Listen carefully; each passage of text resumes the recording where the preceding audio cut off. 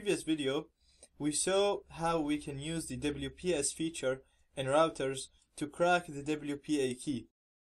This process is 100% guaranteed, so it should work on every WPS enabled network, and therefore if your target uses WPA or WPA2 encryption and it has WPAs enabled, then that should be the first method you try to crack the password with.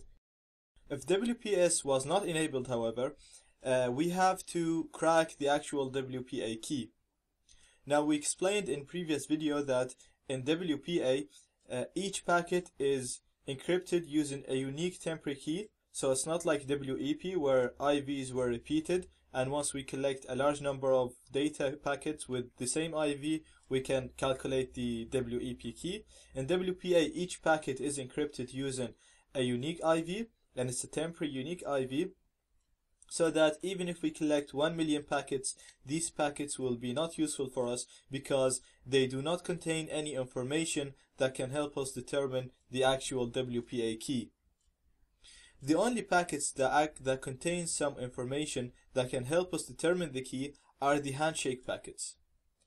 These are 4 packets sent when a new device or a new client connects to the target network. So for example, at your home, when your own device connects to the network, so you have the password and you connect to it, a process called a 4-way handshake happens between your device and the access point. In this process, 4 packets, called the handshake packets, gets transferred between those 2 devices to authenticate your device with the access point. Using AirCrackNG, we can use a word list and test each password in this word list against the handshake. So, to crack WPA encrypted networks, we need 2 things. We need to capture the handshake, and a word list that contains passwords to try each password in this word list against the handshake.